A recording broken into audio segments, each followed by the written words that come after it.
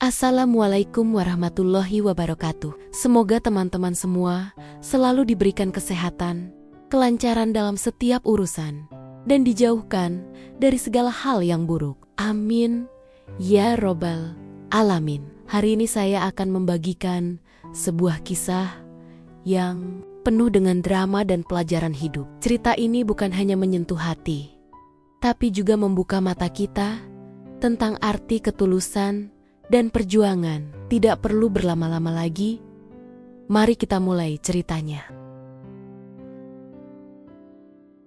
Hujan rintik-rintik turun pelan, seperti menahan diri agar tidak berubah menjadi badai. Namun cukup untuk membuat tanah pemakaman becek dan dingin. Di tengah kerumunan orang-orang, berpayung mewah dan berjaket mahal, muncul seorang gadis mungil dengan jaket lusuh yang ujungnya sudah terurai benangnya, rambut sedikit basah, dan payung kecil yang robek di bagian sampingnya. Gadis itu adalah Naura. Langkahnya pelan, berhati-hati agar tidak terpeleset, namun juga ragu-ragu karena setiap mata yang melihatnya seakan menolak kehadirannya.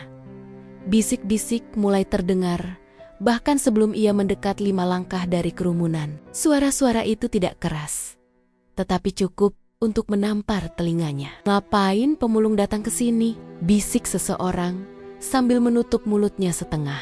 Namun, tatapannya tetap langsung ke arah Naura. "Mau numpang makan setelah tahlilan kali," sahut yang lain, disertai tawa kecil yang terdengar seperti ejekan yang disengaja.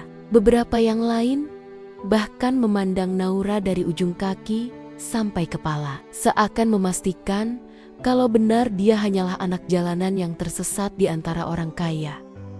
Namun, Naura tidak berhenti. Meski jantungnya terasa seperti ditarik-tarik, ia terus berjalan. Tangannya gemetar, bukan karena dingin, melainkan karena beratnya keberanian yang harus ia kumpulkan hari itu. Hujan yang mengenai pipinya sedikit membantu menyamarkan air mata yang hampir jatuh.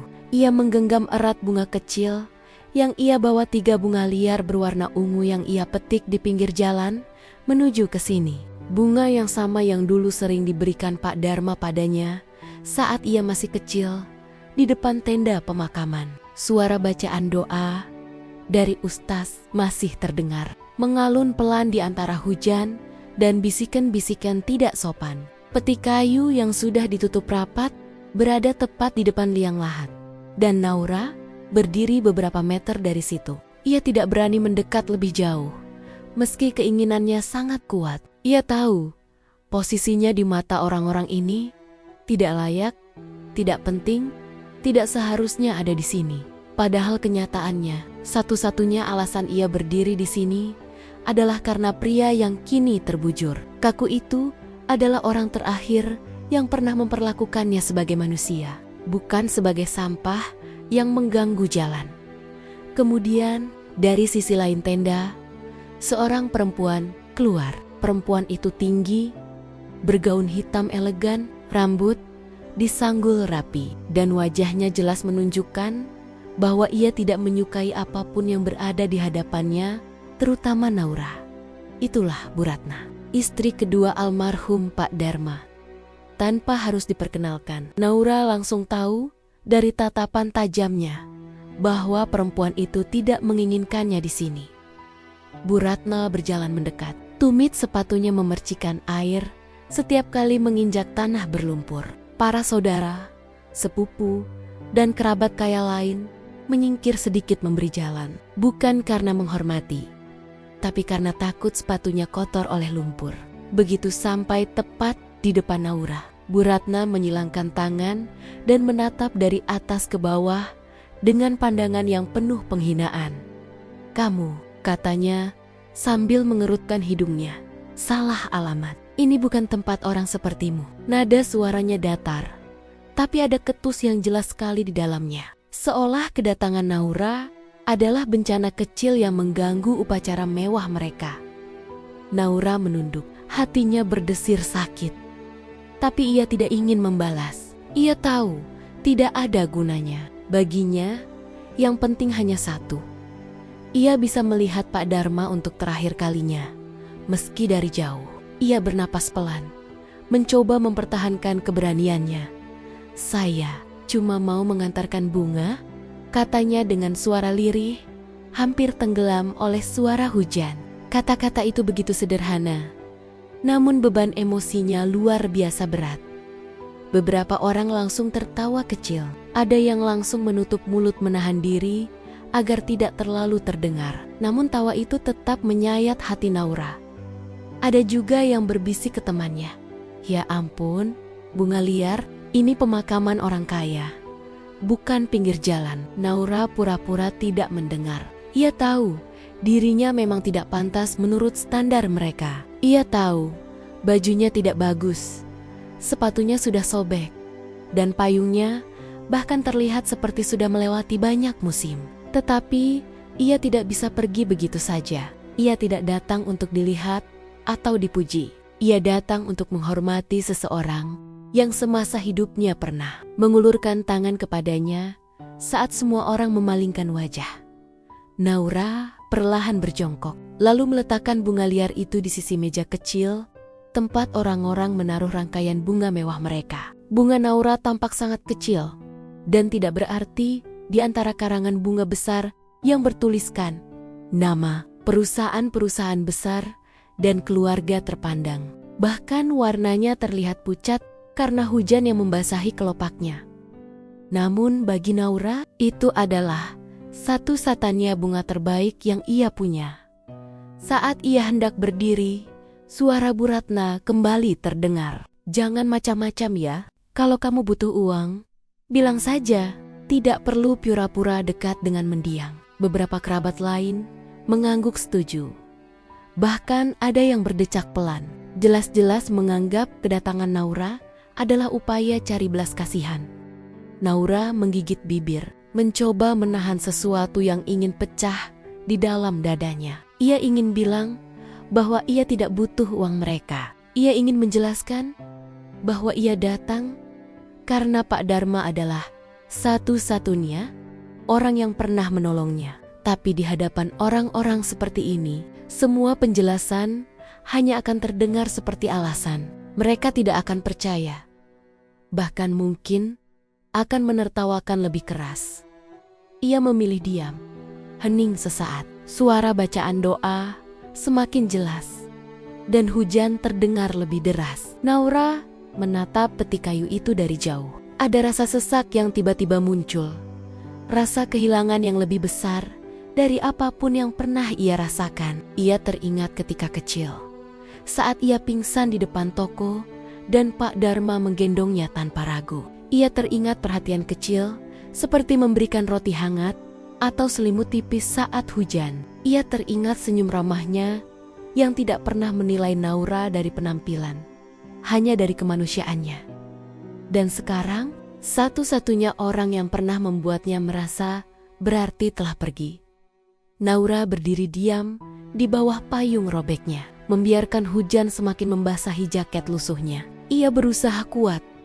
Meski dadanya mulai terasa sesak, ia ingin menunggu sampai prosesi selesai. Namun tatapan keluarga besar yang menusuk membuatnya merasa seperti batu yang mengganjal di tempat yang indah. Setiap kali ia menarik napas, ada bisikan lain yang muncul. "Kasihan banget. Ya, lihat. Lihat, bajunya aja kumal gitu. Jangan-jangan dia datang buat bikin drama." Naura memejamkan mata sebentar, mencoba menenangkan diri. Meski ia tampak tegar dari luar, di dalam dirinya ada serpihan luka yang terus menggores. Ia tidak mengerti mengapa orang-orang begitu mudah menghakimi. Padahal mereka tidak tahu apapun tentang dirinya. Mereka tidak tahu apa yang ia lewati, apa yang ia rasakan, dan apa yang ia simpan dalam hatinya. Namun di antara semua suara yang menyakitkan itu, ada satu hal yang tidak mereka tahu, tidak pernah mereka duga, dan tidak akan mereka bayangkan, bahwa hubungan Naura dengan almarhum jauh lebih dalam daripada sekadar anak jalanan yang dibantu orang kaya. Ada rahasia besar yang masih tersembunyi, rahasia yang bahkan Naura sendiri belum sepenuhnya mengerti. Rahasia yang membuat kehadirannya di pemakaman itu bukan hanya kebetulan, tetapi sebuah takdir yang tidak bisa dihindari. Dan hari itu, di bawah hujan dan tatapan sinis orang-orang kaya, langkah kecil Naura di pemakaman itu adalah awal dari terbukanya kebenaran besar yang akan mengubah kehidupan semua orang di tempat itu. Setelah prosesi pemakaman selesai, langit mulai sedikit cerah. Tetapi suasana di rumah duka justru semakin gelap, bukan karena cuaca, tetapi karena hati orang-orang yang berkumpul di sana. Semua keluarga besar Pak Dharma sudah memenuhi ruang tamu yang luas dan mewah itu, lengkap dengan marmer mengkilat, lampu gantung besar yang menyala terang, dan sofa empuk berwarna krem yang berjejer rapi. Namun meski tampak rapi dan megah, udara di dalam rumah terasa tegang, panas, dan penuh tatapan saling curiga.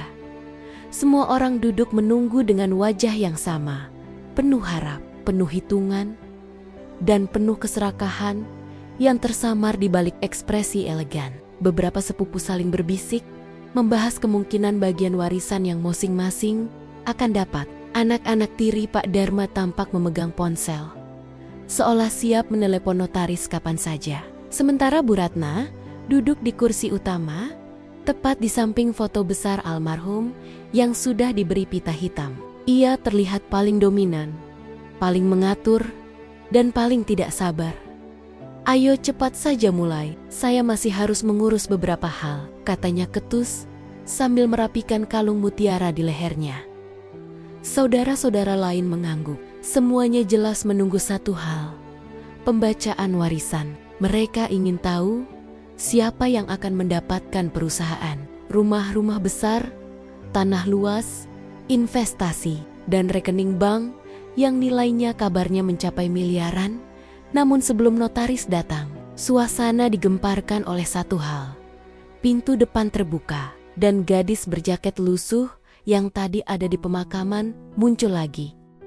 Naura, ia berdiri di dekat pintu, menatap kerumunan dengan tatapan penuh keraguan. Payungnya sudah ia lipat dan pegang erat, meski ujungnya masih meneteskan air. Rambutnya agak acak karena hujan, namun ia tetap mencoba masuk dengan sopan, meski langkahnya terlihat ragu.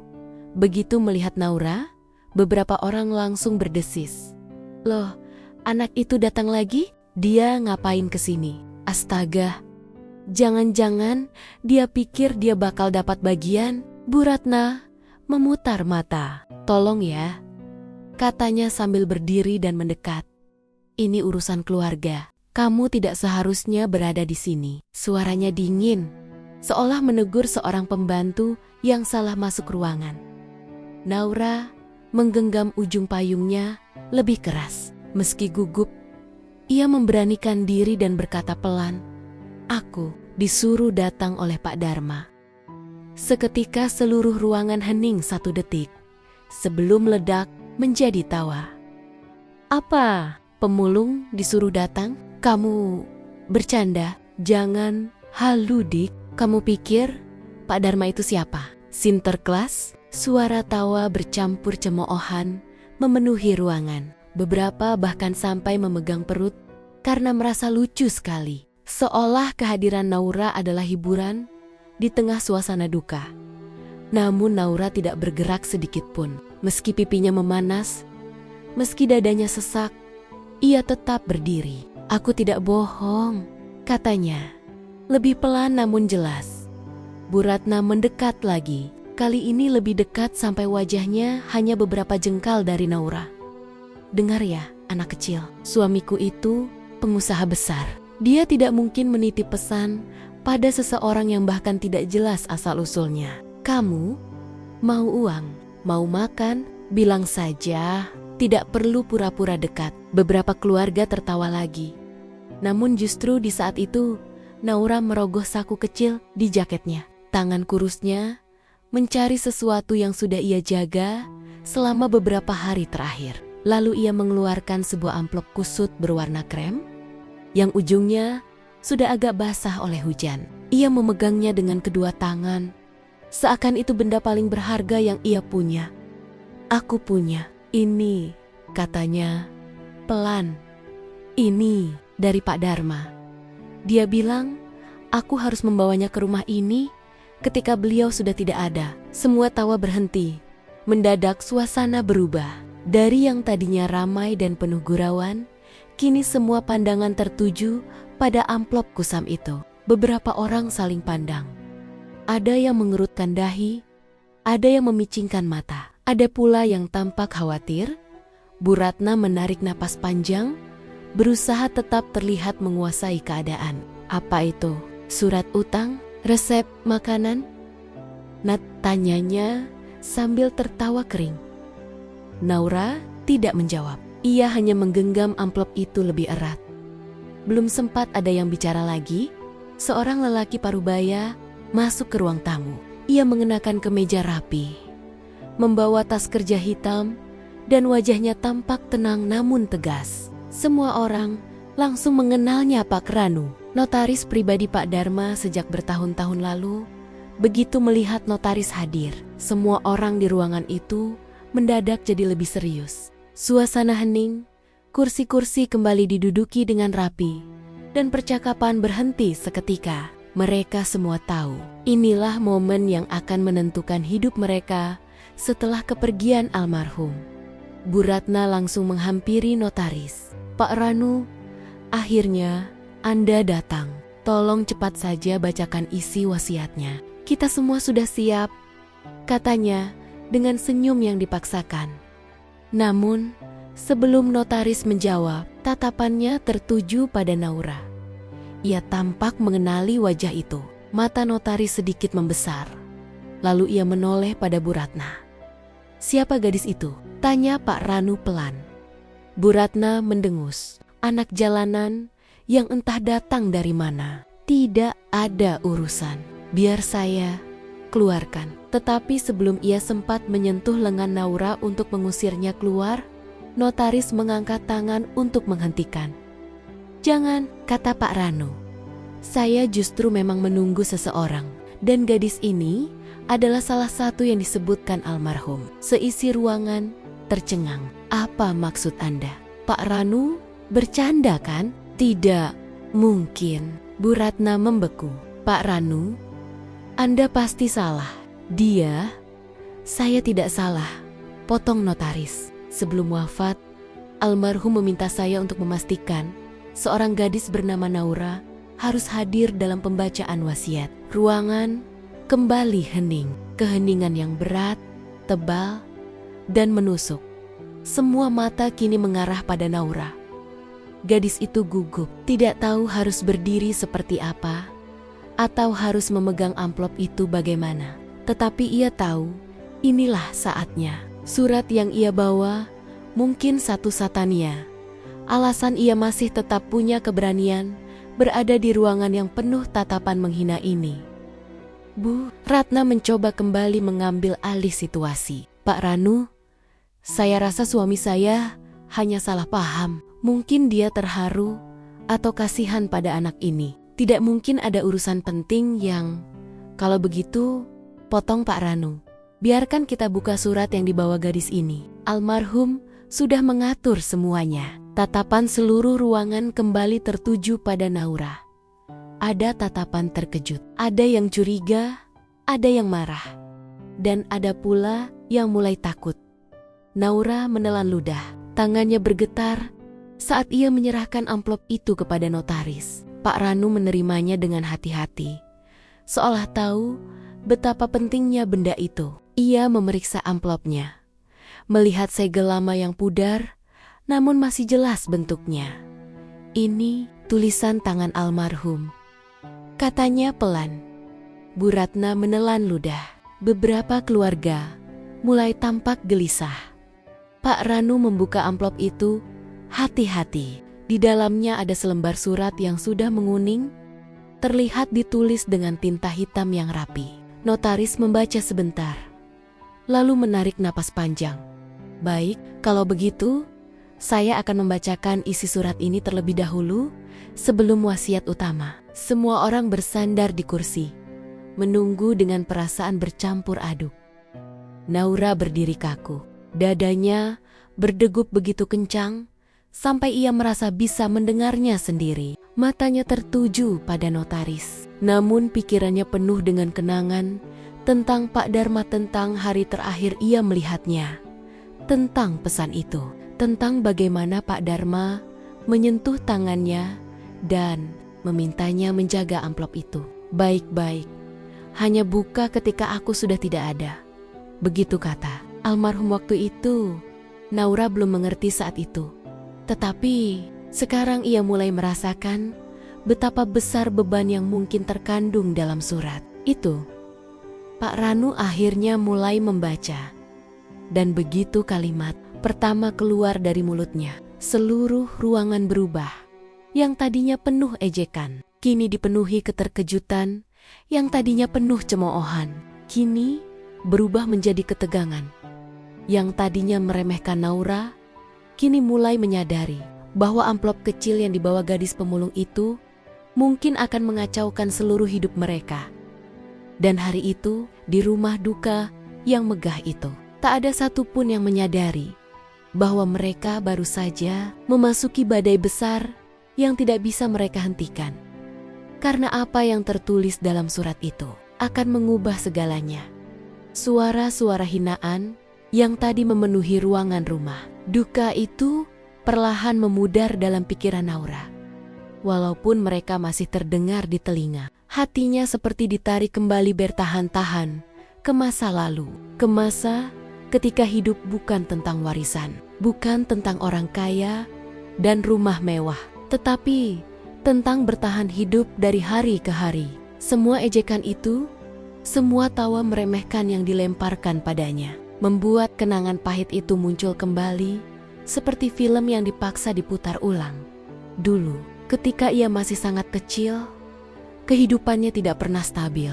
Ayahnya pergi begitu saja suatu malam, membawa beberapa pakaian, meninggalkan ibunya yang sedang sakit, dan dirinya yang masih terlalu kecil untuk mengerti apa itu kehilangan. Naura ingat malam itu dengan sangat jelas. Meski ia berusaha melupakannya, ayahnya hanya berkata, "Ayah pergi sebentar," sebelum akhirnya tidak pernah kembali. Ia tidak melihat wajah ayahnya lagi sejak malam itu. Hanya sisa bayangan punggung lelaki yang meninggalkan rumah reot mereka dengan langkah cepat, seolah tidak ingin ada yang menahan. Sejak saat itu, hidup Naura berubah drastis. Ibunya tidak sanggup bekerja karena penyakitnya semakin parah. Setiap hari, Naura harus keluar dengan kantong plastik dan tongkat kecil, memunguti botol bekas, kertas, atau apapun yang bisa dijual. Usianya baru 7 tahun, saat itu usia di mana anak lain masih bermain lompat tali atau belajar membaca di sekolah. Tapi, bagi Naura, dunia hanyalah jalanan panjang, tempat sampah, dan doa singkat agar hari itu ada cukup barang untuk makan nasi dengan garam. Ia sering memungut sampah sambil melihat anak-anak lain memakai seragam, membawa tas bergambar kartun, dan tertawa bersama teman-temannya. Ada iringan rasa iri yang ia tekan dalam-dalam. Karena ia tahu iri tidak akan memberinya makanan, jadi ia terus berjalan, memungut apapun yang masih bisa digunakan, sambil menjaga agar ibunya tidak tahu betapa capek dirinya sebenarnya. Sampai suatu hari, tubuhnya tidak kuat lagi. Ia pingsan di depan sebuah toko tua di pinggir jalan.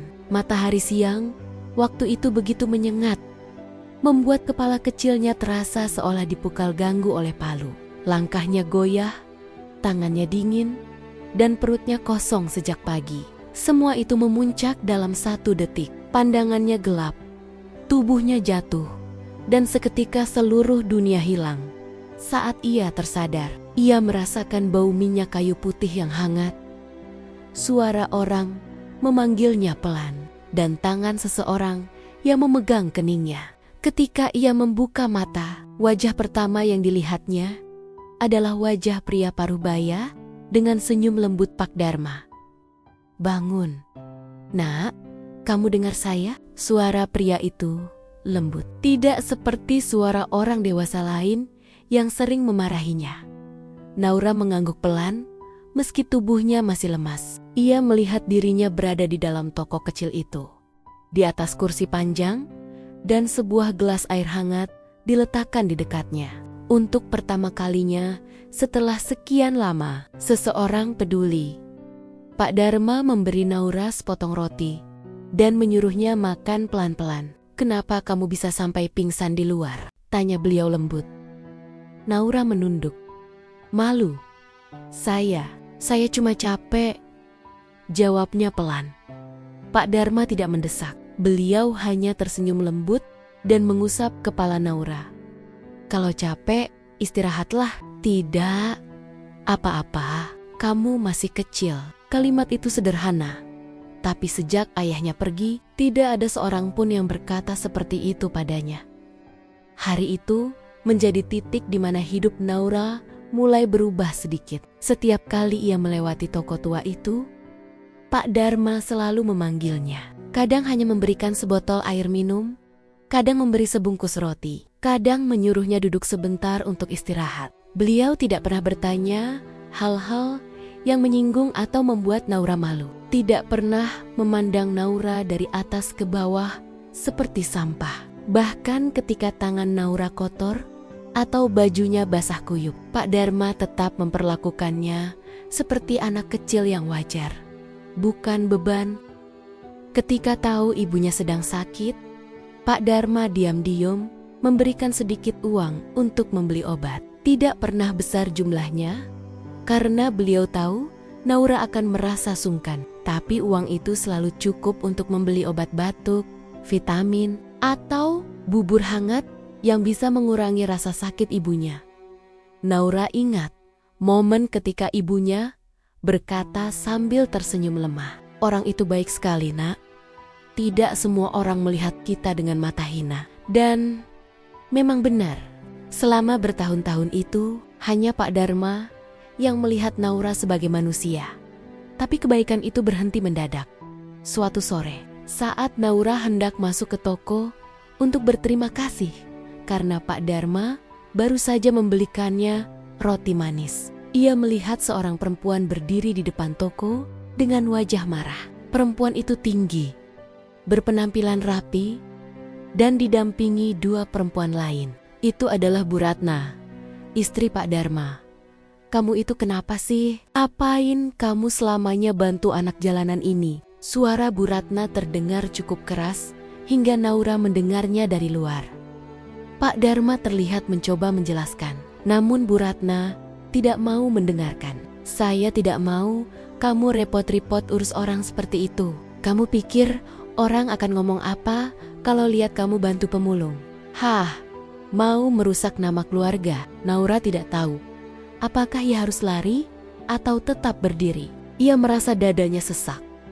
Pak Dharma berusaha menenangkan istrinya, tetapi percakapannya semakin panjang dan semakin tegang. Hingga akhirnya keluar kalimat yang membuat hati Naura remuk. "Mulai hari ini, kamu berhenti bantu anak itu. Saya tidak mau lihat dia deket-deket sini lagi." Dan benar saja, sejak hari itu, Pak Dharma tidak lagi menyapa Naura di depan umum. Ia juga tidak pernah memanggil Naura masuk ke toko lagi. Bahkan terkadang, ketika Bu Ratna berada di sana, Pak Dharma menghindari tatapan Naura agar tidak terjadi masalah. Tapi walaupun begitu, di saat-saat tertentu, ketika Bu Ratna tidak terlihat, Pak Dharma tetap memberikan roti kecil atau memberi pesan melalui penjaga toko agar Naura datang mengambil makanan. Itu dilakukan diam-diam, tanpa diketahui siapapun. Namun semua itu tidak bertahan lama. Ibunya semakin sakit dan akhirnya meninggal. Hari itu adalah hari paling kelam dalam hidup Naura. Setelah pemakaman sederhana di tanah kecil belakang rumah kontrakan, Naura tidak punya siapa-siapa lagi. Tidak ada saudara dekat, tidak ada tetangga yang peduli. Tidak ada siapapun yang bisa ia panggil keluarga.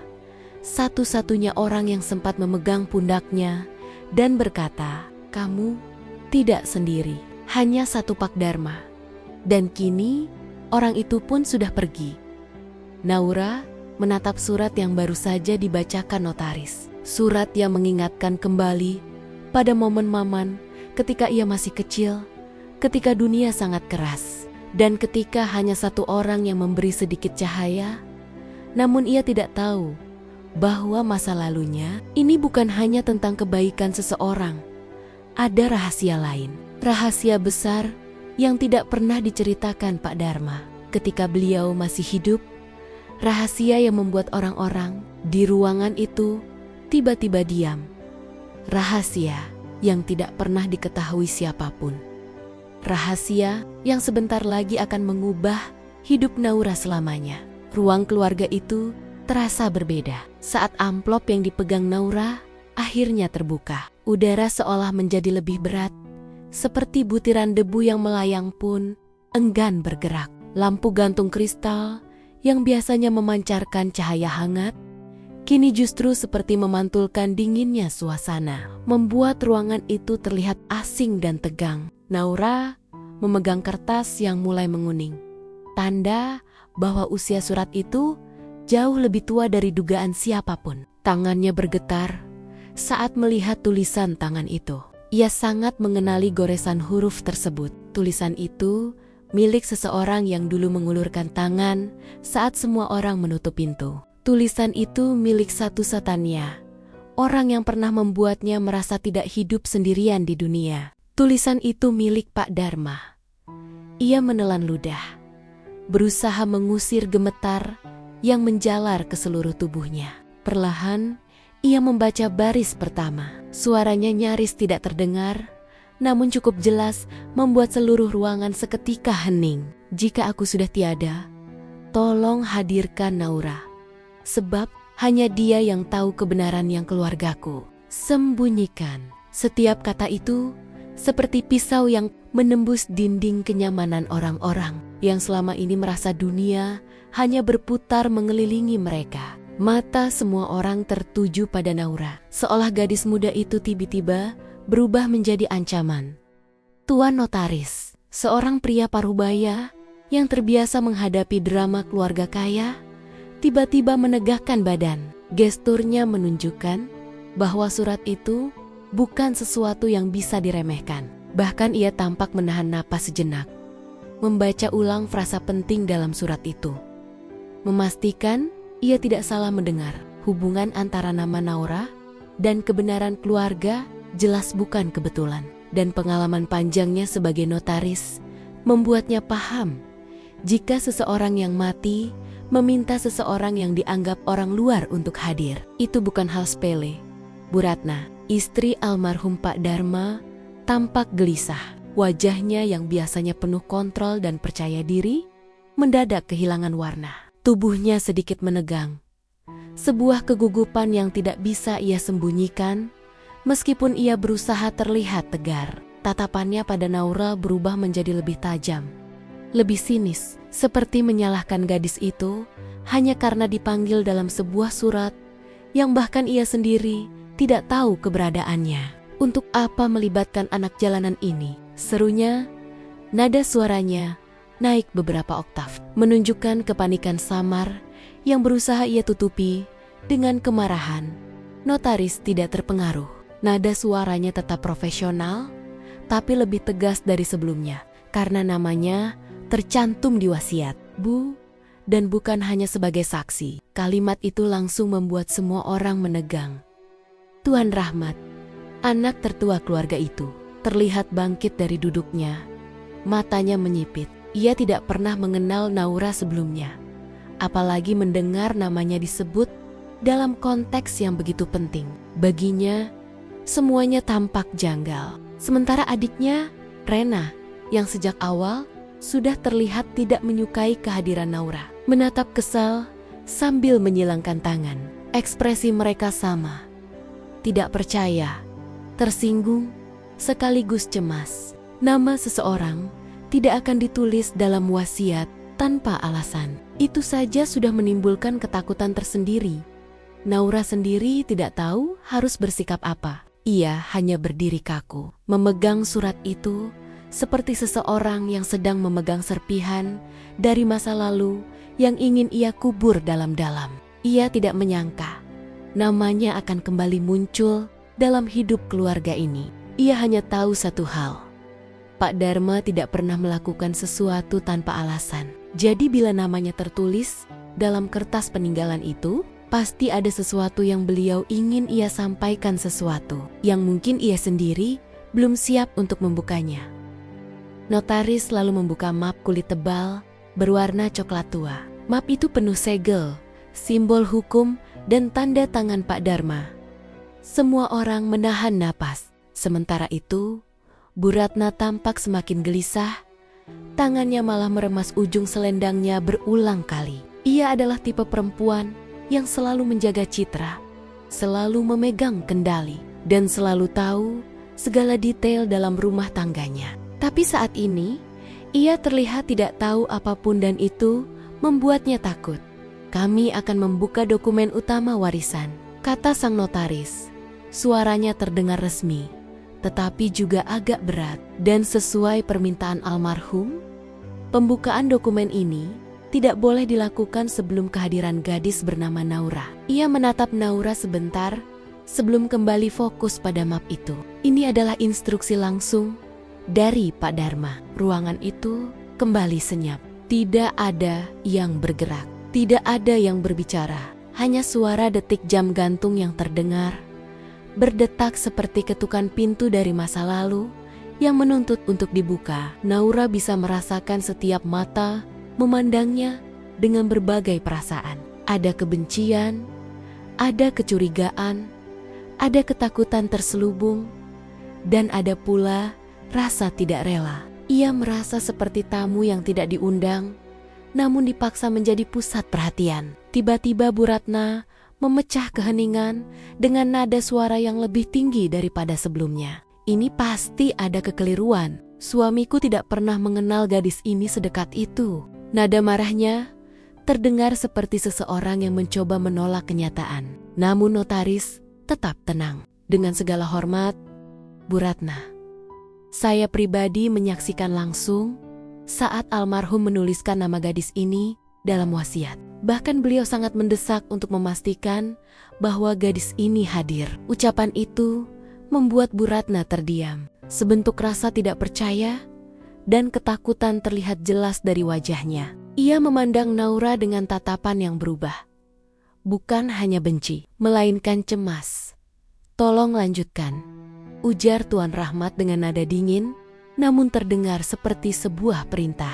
Ia tidak ingin permainan emosi itu berlarut-larut. Ia ingin tahu apa yang sebenarnya terjadi. Karena apapun itu, ia tahu dampaknya akan mengguncang struktur keluarganya. Notaris mengangguk, lalu membuka halaman pertama dokumen. Suasana makin tegang. Tak ada yang berani bersuara. Bahkan napas pun terasa lebih lambat. Dalam wasiat ini, kata sang notaris, terdapat beberapa bagian yang bersifat pribadi, yang menurut instruksi almarhum, hanya boleh diungkapkan setelah pembacaan surat yang tadi. Ia berhenti sebentar, menatap Naura, seolah memastikan gadis itu siap. Pak Dharma menulis bahwa kebenaran tentang masa lalu keluarga ini berhubungan langsung dengan gadis bernama Naura. Setiap kata itu seperti guntur yang menghantam ruangan. Naura tersentak halus. Ia tidak mengerti maksudnya. Tuan Rahmat terbelalak. Rena memegangi dadanya. Dan Bu Ratna terlihat hampir kehilangan keseimbangan saat berdiri. "Tidak mungkin, tidak mungkin," gumam Bu Ratna sambil mundur satu langkah. "Apa maksudnya? Apa hubungan anak jalanan ini dengan keluarga kami? Ini tidak masuk akal." Notaris kembali melanjutkan membaca. Almarhum menuliskan bahwa semua bantuan yang ia berikan kepada gadis ini di masa lalu bukanlah bentuk belas kasihan, melainkan rasa tanggung jawab. Beliau merasa punya kewajiban moral dan darah. Notaris berhenti membaca karena seluruh ruangan langsung terhenyak. "Moral dan darah," ulang Rena dengan suara bergetar. "Apa maksudnya darah?" Bu Ratna memucat drastis. Bibirnya bergetar, tapi ia tidak mengatakan apapun. Naura, yang sejak tadi membisu karena syok, kini menatap notaris dengan mata membesar. Ia tidak pernah mendengar apapun tentang hal semacam itu. Selama ini ia menganggap kebaikan Pak Dharma hanya karena belas kasihan. Tidak pernah terlintas dalam pikirannya bahwa ada alasan lain sebesar ini. Notaris menelan ludah. Sebelum melanjutkan, almarhum menulis bahwa ada rahasia besar yang tidak pernah ia berani ungkap kepada istrinya maupun anak-anaknya. Rahasia yang berhubungan dengan masa mudanya sebelum ia menikah. Tangan notaris sedikit bergetar saat membalik halaman berikutnya. Rahasia tentang seseorang yang pernah sangat ia cintai dan tentang seorang anak. Naura merasakan dadanya terhimpit. Ia tidak bisa bernapas dengan normal. "Berhenti, hentikan," ujar Bu Ratna tiba-tiba. Suaranya pecah. Saya tidak ingin mendengar ini." Namun notaris tidak bisa dihentikan. "Saya mohon maaf, Bu. Namun ini adalah amanat almarhum. Saya harus menyelesaikan pembacaan." Seluruh ruangan menunggu kalimat berikutnya dengan ngeri.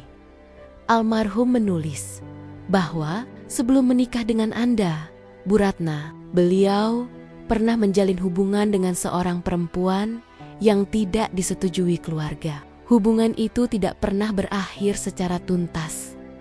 Dan dari hubungan itu lahirlah seorang anak perempuan. Napas semua orang terhenti.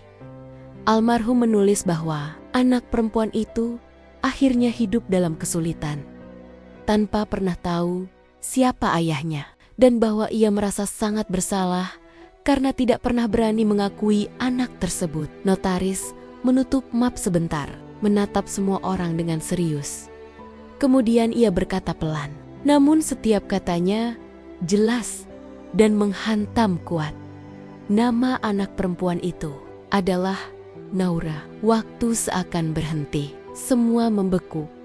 Naura melepaskan napasnya yang tersengal, seperti baru saja ditikam dari belakang dan depan sekaligus. Ia mundur satu langkah, memegang dadanya. Ia tidak tahu harus merasa apa. Syok, marah, atau sedih, semuanya bercampur menjadi satu. Membuatnya hampir roboh. Tuan Rahmat dan Rena berdiri terpaku.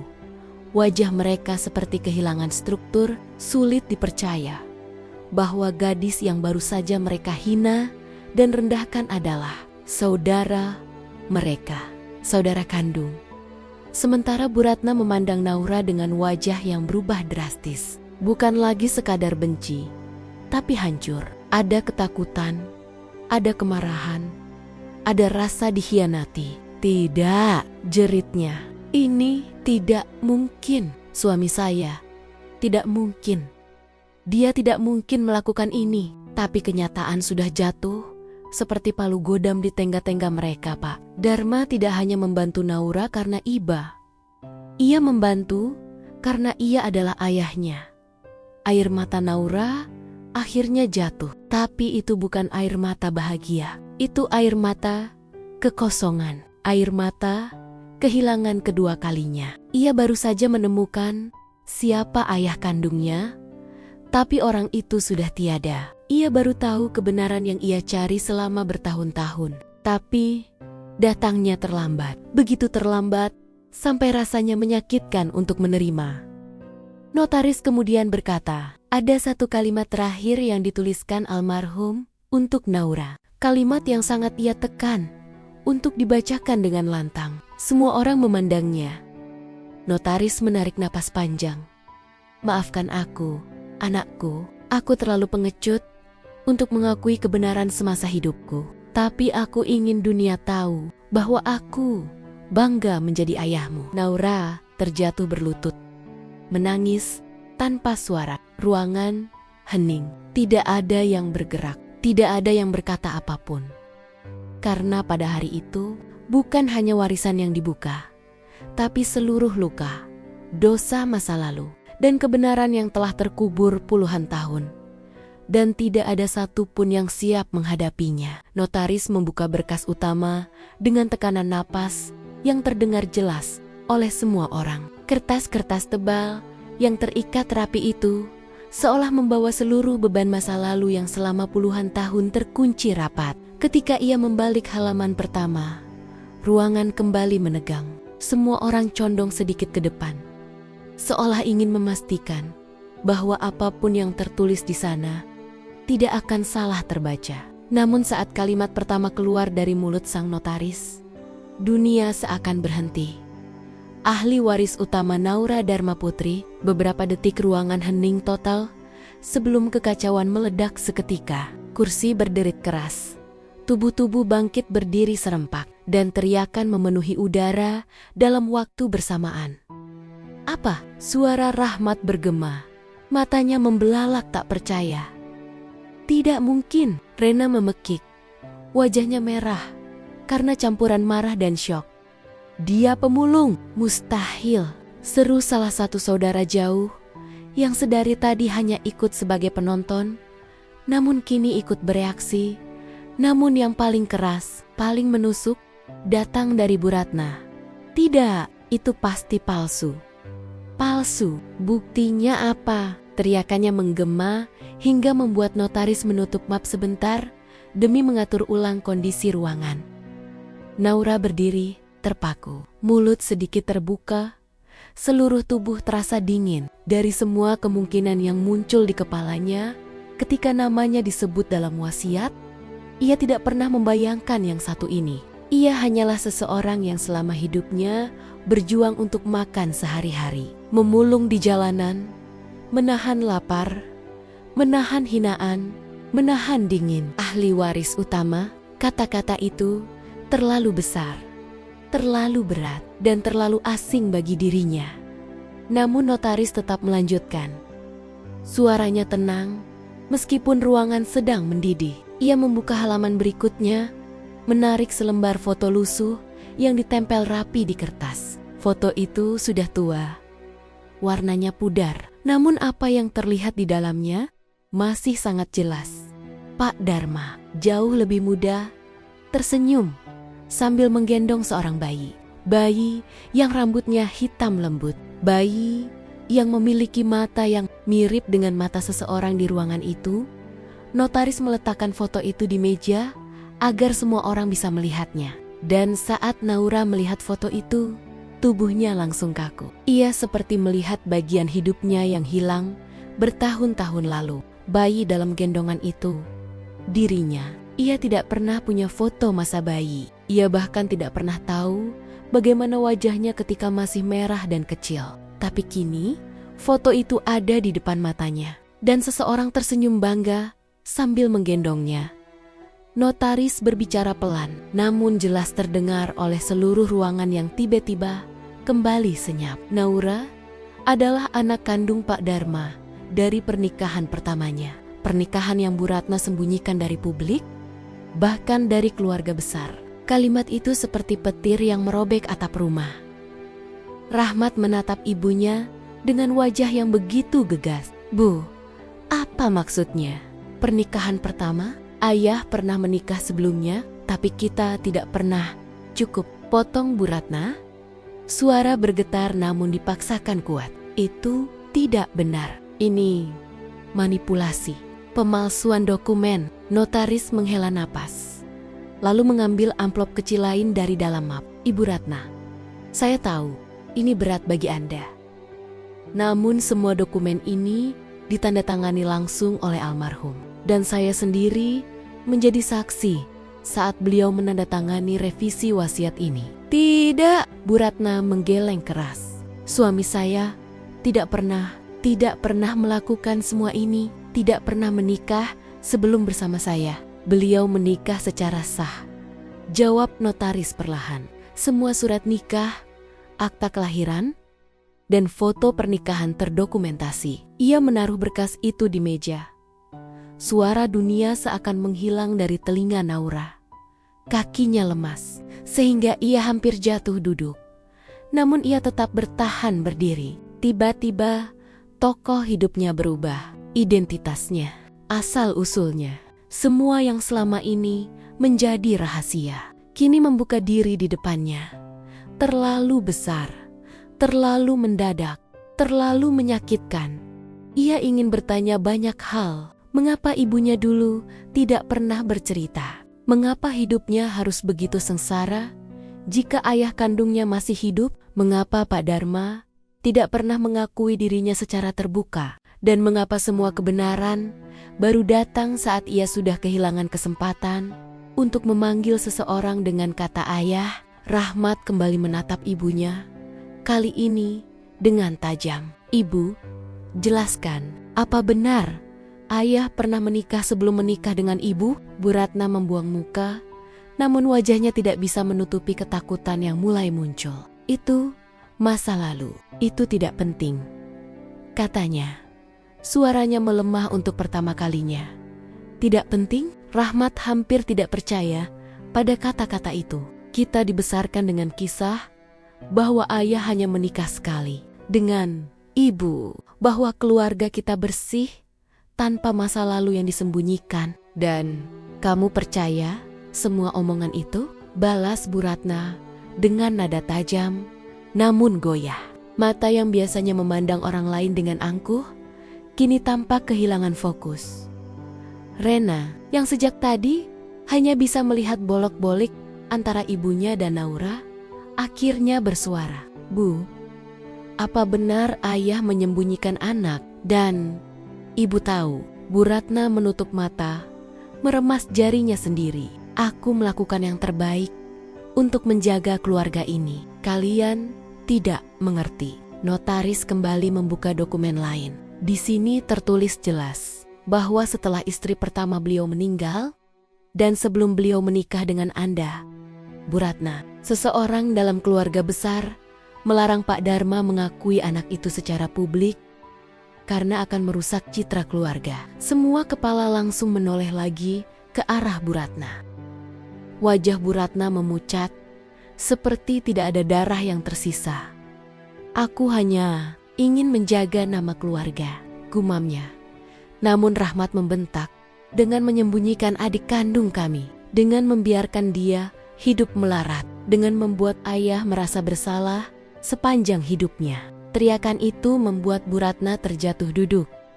Lemas, Naura berdiri membisu. Hatinya sakit, bukan karena marah atas semua perlakuan buruk mereka sebelumnya, tetapi karena perlakuan itu terjadi tanpa mereka tahu siapa dia sebenarnya. Ternyata ia telah dihina oleh kakak tirinya dan ibu tirinya.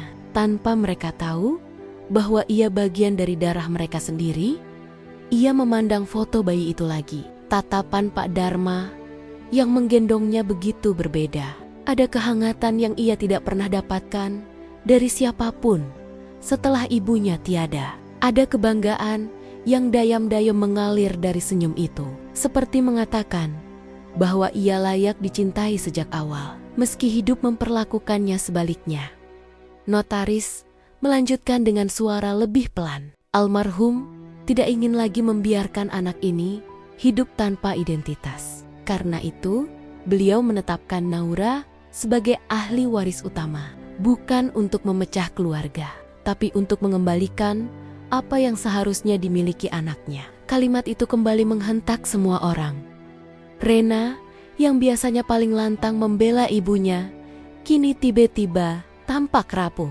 Ia menatap Naura dengan campuran rasa bersalah dan terkejut. "Kakak, maksudku, kamu benar-benar adik kami?" Naura tidak menjawab. Ia tidak tahu harus memanggil apa atau siapa. Suatu bagian dalam dirinya ingin lari, ingin keluar dari rumah megah ini dan menelan kembali seluruh masa lalunya ke dalam sunyi. Namun, bagian lain, bagian kecil yang selama ini terluka, merasa lega. Akhirnya ia tahu asalnya.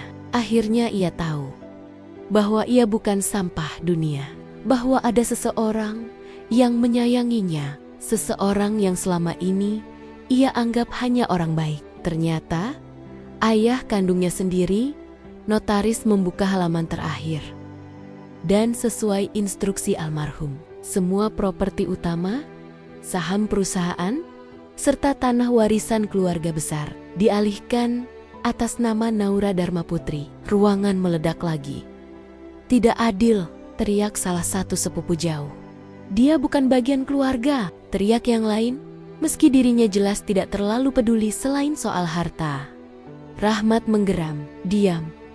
Kalian tidak punya hak bicara." Untuk pertama kalinya, Rahmat membela Naura meski mungkin bukan karena ia sudah menerima, tapi karena ia sadar bahwa harta keluarga tidak bisa ditentang hanya berdasar emosinya. Bu Ratna menatap Naura dengan mata yang berlinangan air mata. "Kamu mengambil semuanya. Bahkan setelah aku membesarkan keluarga ini, kamu tiba-tiba datang dan merampas semua yang kubangun." Naura merasakan hatinya mencelos. Ia tidak ingin semua ini. Ia tidak pernah meminta. Ia hanya datang karena dipanggil. Ia tidak tahu bahwa hidupnya akan berubah drastis. Ia tidak tahu bahwa kehadirannya akan menghancurkan seseorang. Ia tidak ingin menjadi penyebab retaknya sebuah keluarga. Meski keluarga itu bukan bagian masa lalunya. Aku tidak tahu apa-apa," ucap Naura pelan. Suara bergetar. "Aku tidak meminta semua ini, tapi ini hakmu," kata Rahmat dengan nada keras, meski wajahnya masih kaku. "Bukan salahmu, tapi salah orang tua kami yang menyembunyikanmu." Notaris menutup dokumen. Keputusan ini final, tidak bisa diganggu-gugat. Naura berdiri di tengah ruang itu, dikelilingi tatapan yang bara-bauba. Marah, terkejut, takut, bersalah. Semuanya bercampur seperti badai yang siap merobek siapapun yang berdiri di pusatnya. Ia meremas surat wasiat itu, merasakan tekstur kasar kertasnya, dan mendadak seluruh hidupnya berputar ulang di kepalanya. Semua rasa lapar, rasa dingin, rasa hina, rasa kehilangan, kini terasa seperti cerita lama dari kehidupan orang lain. Namun rasa sakitnya masih ada. Dan kini, rasa sakit itu bercampur dengan luka baru. Mengetahui bahwa ayah yang selalu ia cari telah meninggalkannya 2 kali. Rumah megah itu terasa terlalu sempit untuk napasnya, sementara mata semua orang tetap memandangnya. Seperti sebuah teka-teki yang tidak diinginkan tapi tidak bisa diabaikan. Dan Naura berdiri di sana sebagai ahli waris utama, sebagai anak yang baru mereka tahu keberadaannya, dan sebagai satu-satunya orang yang kini memegang kebenaran yang selama ini ingin ditutupi. Namun ia juga berdiri sebagai perempuan yang tidak tahu harus melangkah kemana setelah ini. Karena seluruh hidupnya baru saja berubah, air mata Naura jatuh perlahan, menetes tanpa bisa ia tahan, seolah tubuhnya mengeluarkan semua beban yang sejak tadi ia tahan mati-matian. Tangan kecilnya terangkat menutupi mulut, seperti tidak percaya bahwa kalimat barusan baru saja diarahkan kepada dirinya. "Jadi, aku bukan siapa-siapa yang dia tolong, tapi aku..." Suaranya pecah. "Aku anaknya." Notaris mengangguk pelan, penuh kehati-hatian, seolah takut salah sedikit saja napasnya akan membuat ruangan itu runtuh. Ia menatap Naura dengan empati yang tulus. Bukan seperti orang yang sekadar membaca dokumen, tapi seperti seseorang yang menyadari bahwa ia sedang memegang masa depan. Seorang anak yang bertahan-tahan, hidup tanpa kepastian. Namun yang lebih mengejutkan adalah kalimat berikutnya.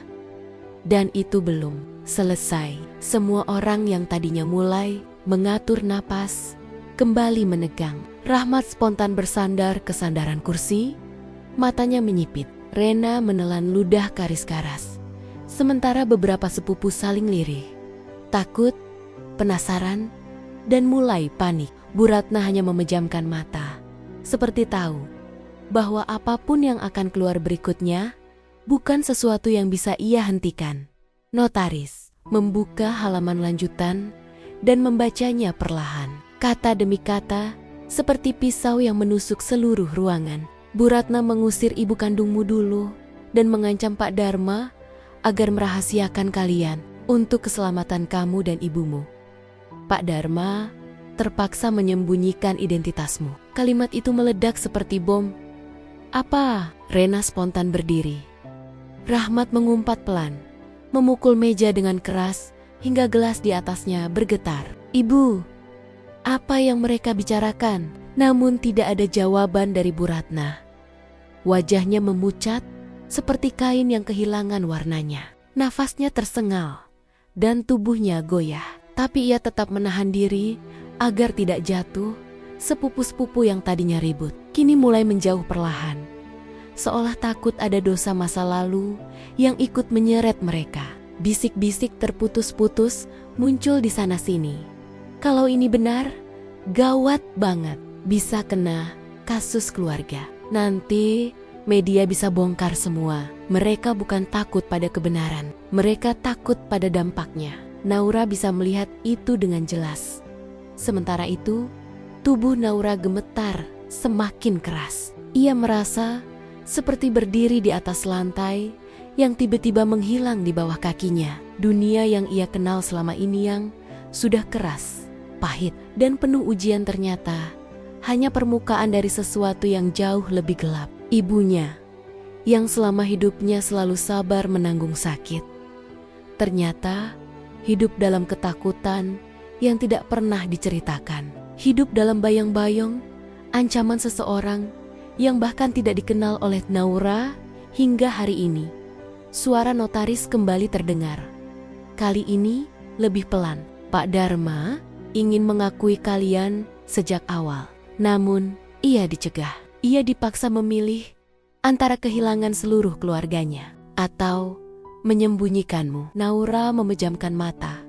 Bahunya bergetar. Ternyata semua kebaikan Pak Dharma dulu bukan sekadar iba pada anak jalanan, tetapi bentuk penyesalan dan cinta yang tidak pernah ia bisa nyatakan.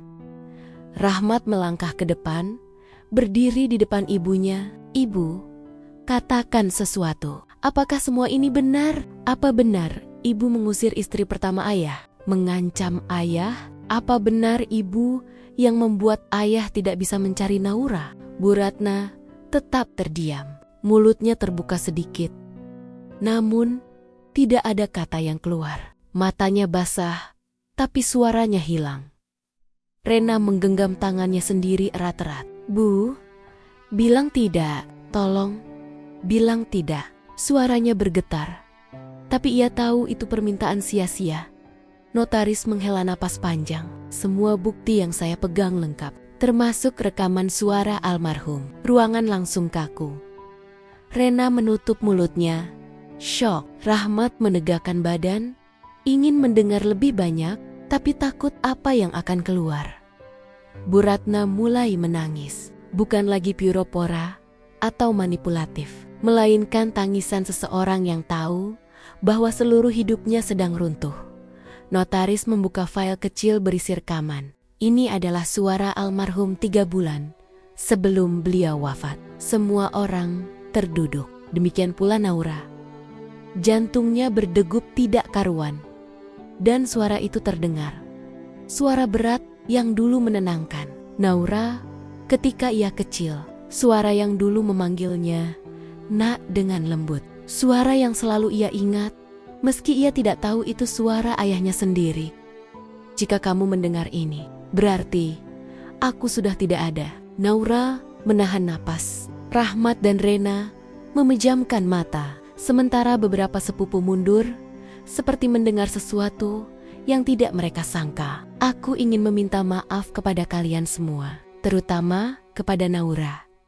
Aku seorang pengecut. Aku membiarkan anakku sendiri tumbuh tanpa nama, tanpa kasih sayang, tanpa perlindungan. Suara itu pecah sedikit, seperti orang yang berusaha menahan tangisnya. Aku mencintaimu, Naura. Tapi aku tidak pernah bisa mengatakan itu. Aku terjebak antara keinginan dan ketakutan. Dan ketakutan itu berasal dari keluarga yang tidak pernah bisa menerima masa laluku. Kini semua kepala mengarah ke Bu Ratna yang makin tenggelam dalam tangisnya. Di rekaman, suara Pak Dharma kembali bergetar. Ratna, aku mencintaimu, tapi aku tidak pernah sepenuhnya memaafkan apa yang kau lakukan pada istriku dan anakku. Naura merasakan tubuhnya hampir jatuh dari kursi.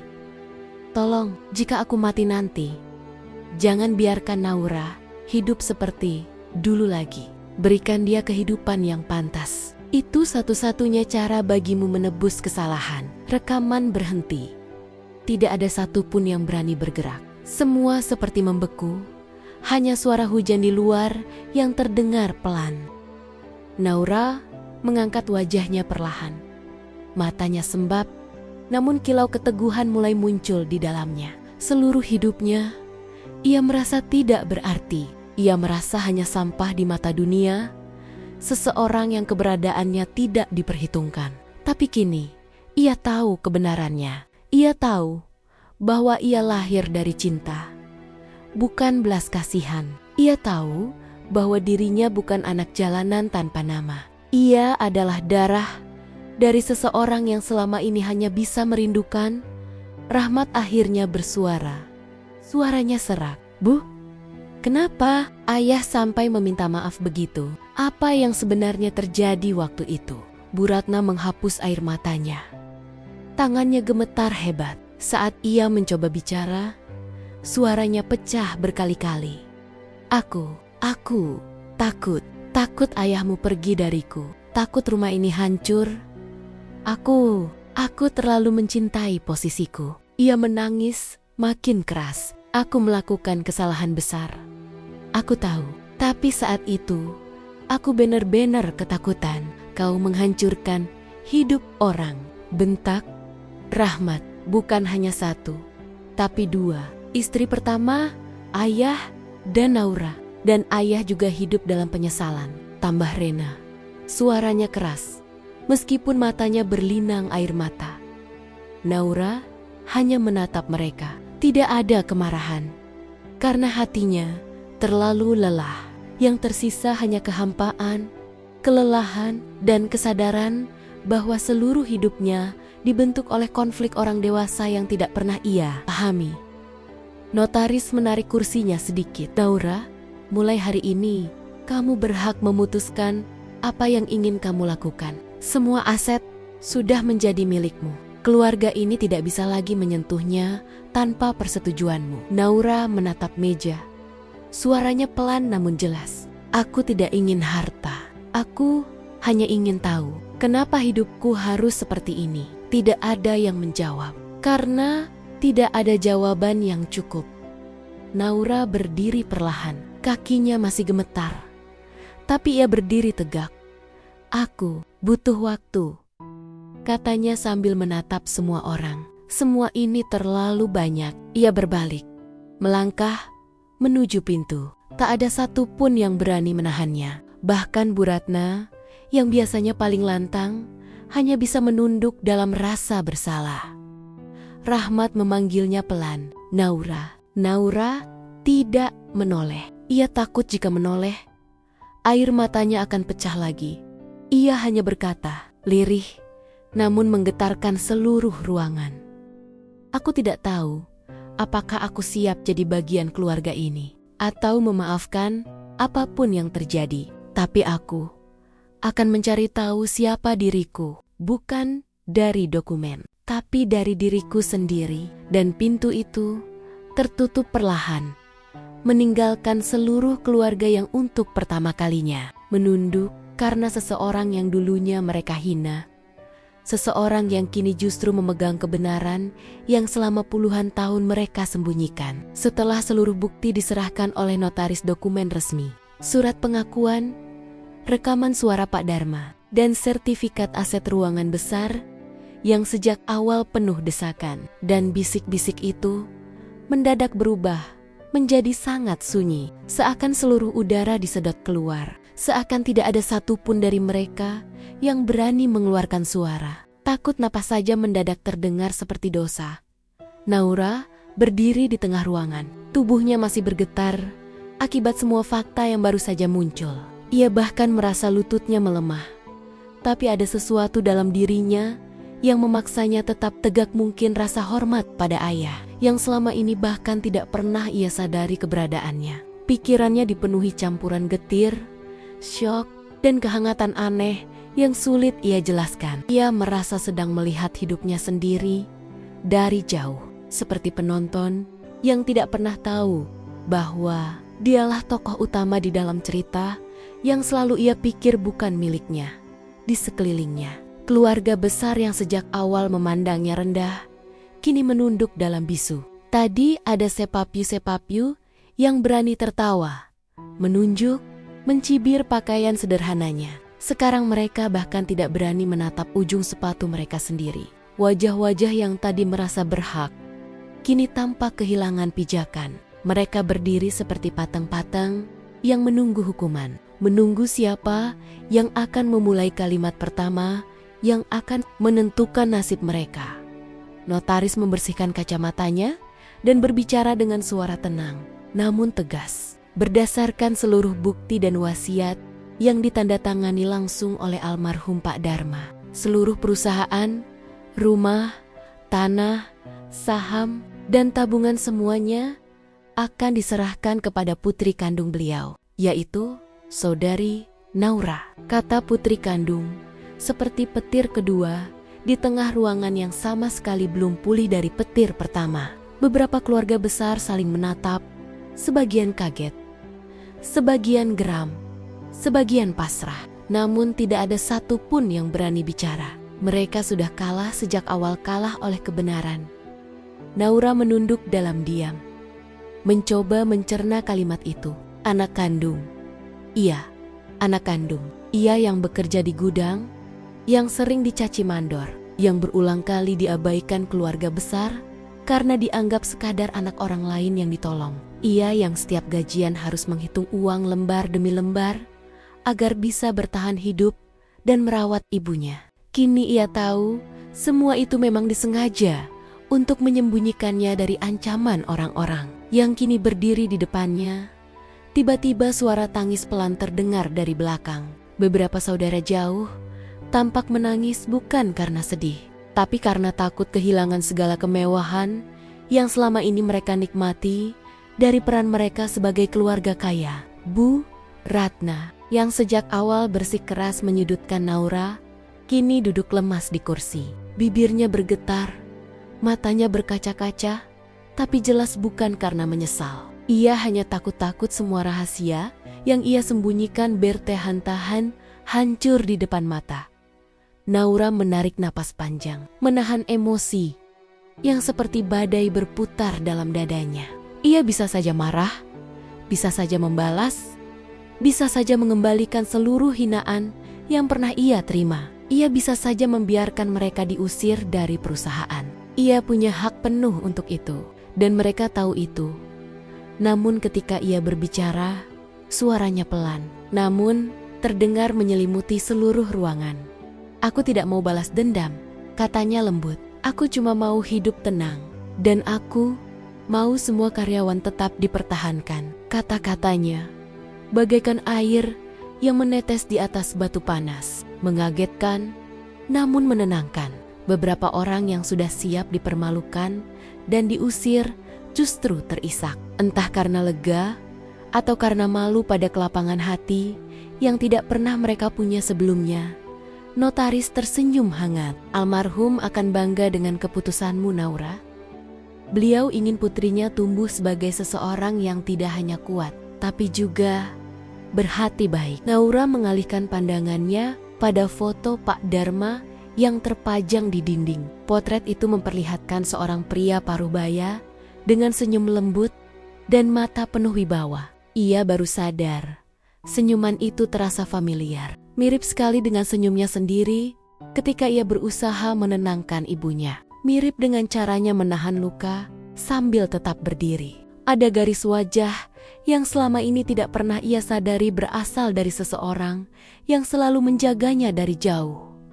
Hatinya mencengkeras, tapi juga hangat. Ia tidak tahu apakah ia ingin menangis bahagia atau menangis sedih karena terlambat mengetahui semua ini. Ayahnya tidak pernah benar-benar pergi. Ia hanya menjaga dari jauh, melindungi, memastikan Naura tidak terseret dalam pertikaian keluarga yang toksik dan penuh perebutan harta. Dan kini, Ketika semuanya terbuka, Naura merasa seperti mendapatkan dirinya kembali versi dirinya yang lebih utuh, lebih jelas, lebih dipahami. Ia tersenyum kecil sambil memandang foto itu. "Terima kasih ayah," bisiknya hampir tak terdengar oleh siapapun. "Ternyata Bapak nggak pernah tinggalin aku." Setelah itu, berbagai reaksi pun bermunculan. Sepupu-sepupu yang dahulu memandang rendah, sekarang berebut meminta maaf. Meski beberapa jelas hanya melakukannya karena takut kehilangan kenyamanan. Ada yang mencoba memeluk Naura, namun ia mundur perlahan.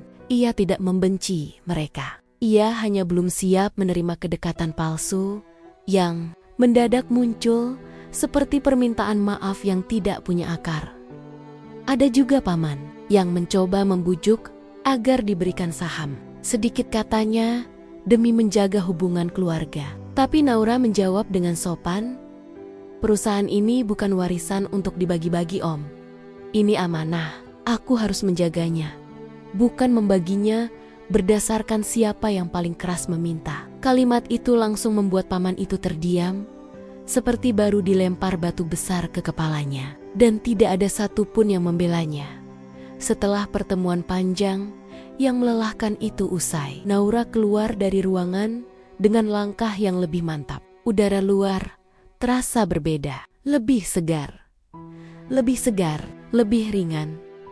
Mungkin karena beban yang ia pikir miliknya ternyata bukan beban lagi, melainkan jawaban.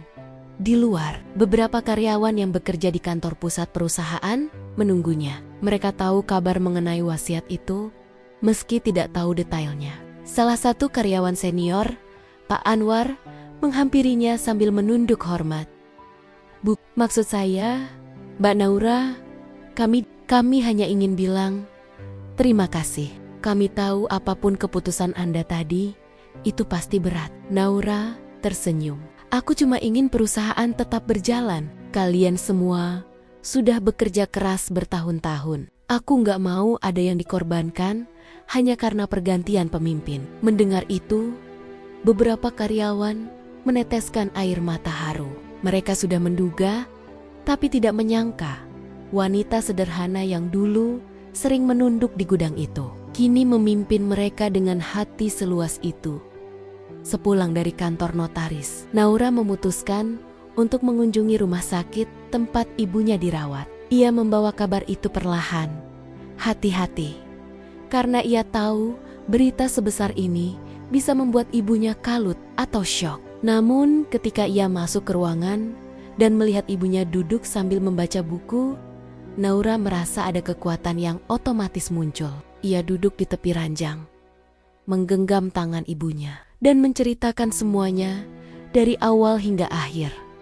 Ibunya menatapnya lama sekali, sebelum akhirnya menangis pelan. "Ibu minta maaf, Nak. Ibu cuma ingin kamu aman. Ibu takut Bu Ratna mencelakaimu.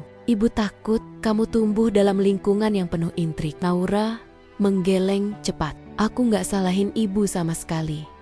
Aku cuma sedih aja karena Bapak harus mencintai aku dari jauh." Ibunya mengusap pipinya dengan lembut. "Bapakmu selalu bangga sama kamu, Naur.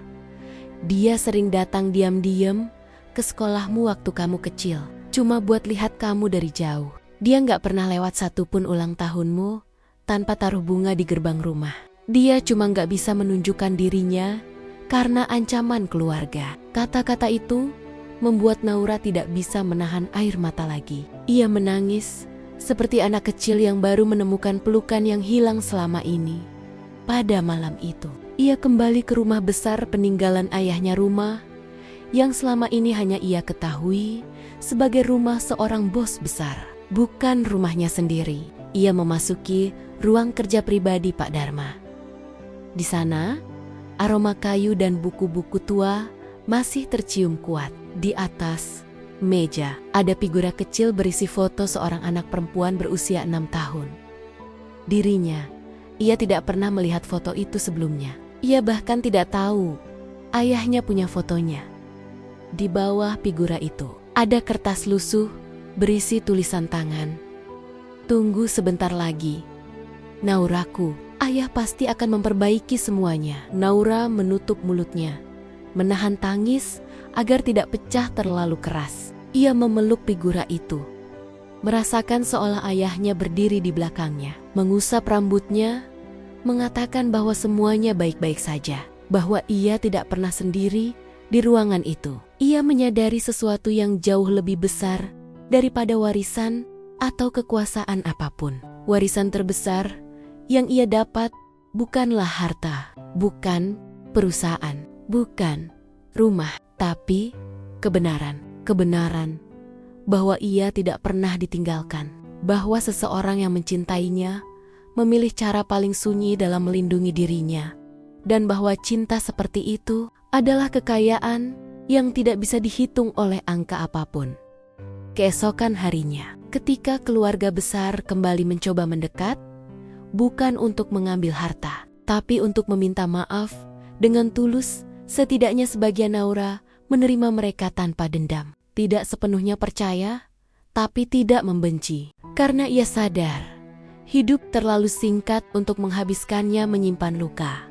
Semua berubah bukan karena harta, tetapi karena mereka akhirnya melihat siapa sebenarnya Naura. Bukan gadis miskin yang mereka anggap remeh, melainkan seseorang yang lahir dari cinta, bertahan dengan tulus, dan bangkit tanpa menginjak siapapun. Dan cerita itu berakhir bukan dengan kemenangan besar, melainkan dengan kedamaian-kedamaian yang selama ini ia cari. Namun, baru ia temukan setelah tahu siapa dirinya yang sesungguhnya. Ya, dan itulah cerita hari ini. Terima kasih sudah menyimak cerita ini sampai akhir. Jika teman-teman suka dengan ceritanya, jangan lupa untuk like, share, dan subscribe agar channel ini bisa terus berkembang dan menghadirkan cerita-cerita menarik lainnya. Kalau teman-teman berkenan, silakan jawab salam di kolom komentar ya, agar kita bisa saling mendoakan dalam kebaikan. Wassalamualaikum warahmatullahi wabarakatuh.